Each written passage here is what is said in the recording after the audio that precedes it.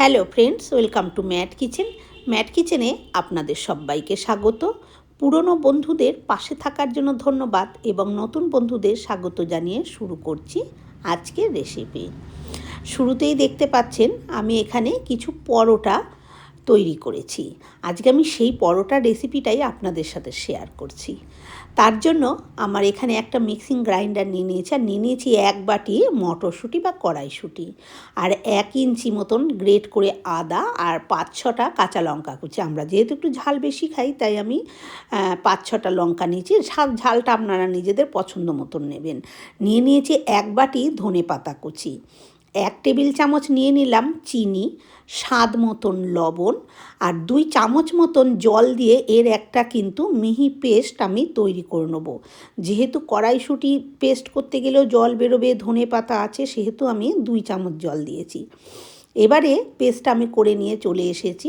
পেস্টটা কিন্তু খুব মিহি করে করতে হবে, যেন কোনো রকম দানা কুচি টুচি না থেকে যায়, তাহলে কিন্তু বেলার সময় অনেক সমস্যা হবে।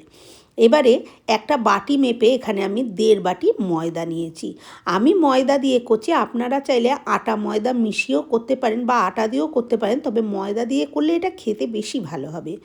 এবারে দিয়ে দিলাম স্বাদ মতন লবণ, দিয়ে ভালো করে লবণটা প্রথমে মিশিয়ে নিচ্ছি।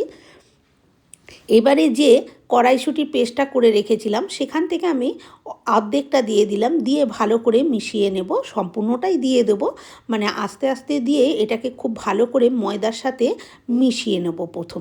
প্রথমে জল ব্যবহার করব না, পরে যখন জল প্রয়োজন হবে তখন জলটা আমি ব্যবহার করব। সম্পূর্ণ কড়াইশুঁটির পেস্টটা দিয়ে দিয়েছি, দিয়ে ভালো করে মিশিয়ে নিয়েছি।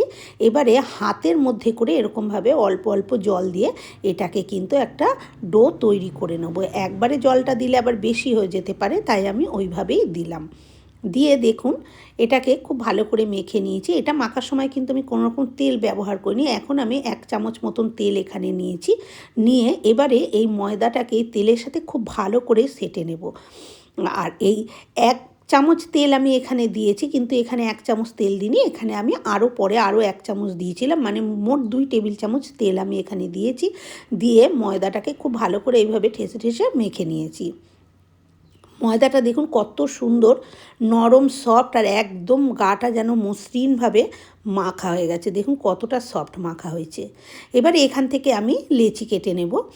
লেচিটা সেটাও আপনারা নিজেদের পছন্দ মতন কেটে নেবেন, যে কে কতটা মোটা রুটি পছন্দ করেন সেই হিসেবে। আর যদি হাতে করে এরকমভাবে যদি লেচিটা কেটে নেওয়া হয় তাহলে কিন্তু সব কটা পরোটা কিন্তু একই মাপের হবে।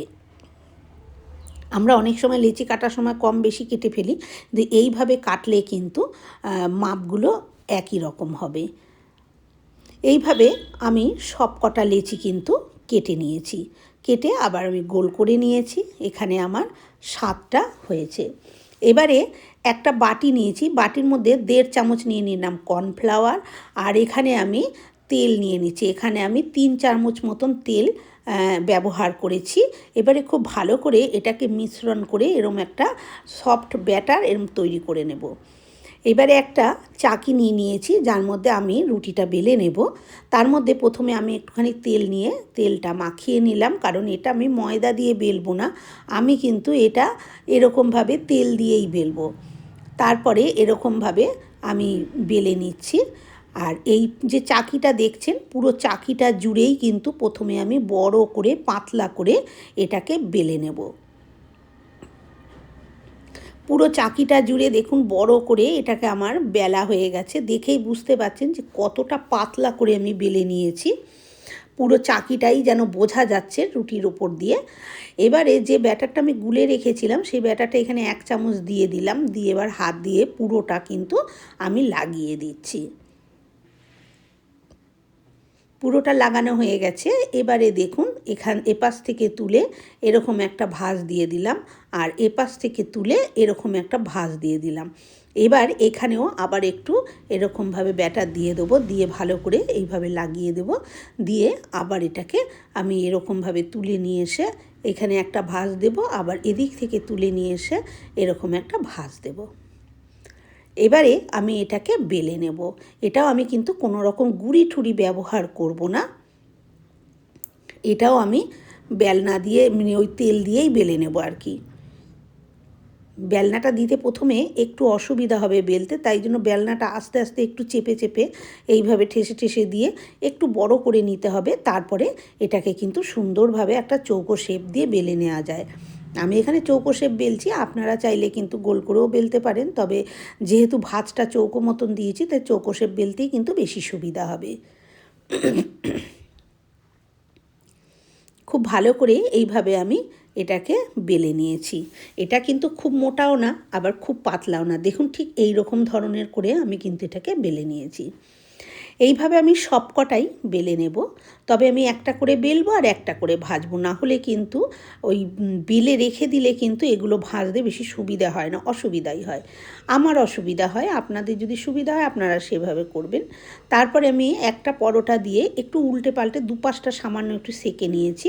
তারপরে একটা চামচে করে একটু তেল দিয়ে দিলাম। আমি কিন্তু তেলটা এক পাশেই দিচ্ছি, দুপাশে দেব না, এক পাশে দিয়েছি। এবার এটাকে আস্তে করে উল্টে দিলাম, দিয়ে এবারে আবার ওই দিকটা একটু চেপে চেপে দিচ্ছি।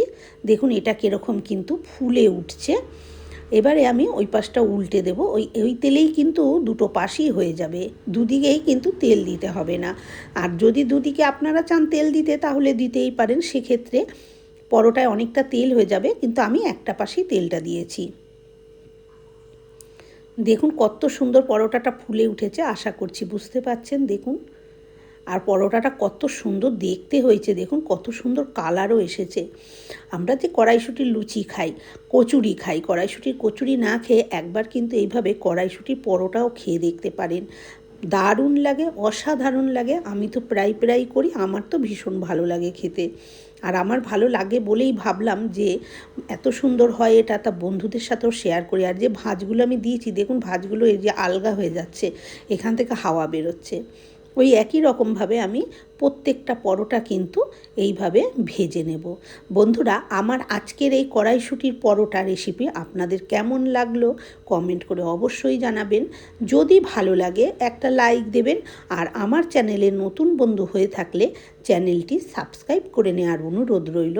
পাশে থাকা বেল আইকনটা অবশ্যই প্রেস করবেন, কারণ আমি যখনই কোনো নিত্য নতুন রেসিপি শেয়ার করব নোটিফিকেশন আপনাদের কাছে পৌঁছে যাবে সবার আগে। দেখুন প্রত্যেকটা ভাঁজ কিন্তু দেখা যাচ্ছে। এবারে আমি এর মধ্যে থালার মধ্যে প্রত্যেকটা পরোটা ভেজে ভেজে কিন্তু এর মধ্যে নিয়ে নিচ্ছি। এবারে দেখুন পরোটাটাকে জাস্ট হাত দিয়ে আমি আপনাদের দেখাচ্ছি কত সুন্দর নরম হয়েছে, দেখুন একদম তুলতুলে হয়েছে পরোটাটা। আর এই পরোটাটাকে এরমভাবে একটু নাড়িয়ে চাড়িয়ে নিলে পরোটাটা কিন্তু অনেকক্ষণ নরম থাকবে, শক্ত হয়ে যাবে না। আজকের মতন এই পর্যন্ত, আবার হাজির হব অন্য কোনো রেসিপির সাথে। ভালো থাকবেন, সুস্থ থাকবেন, ধন্যবাদ।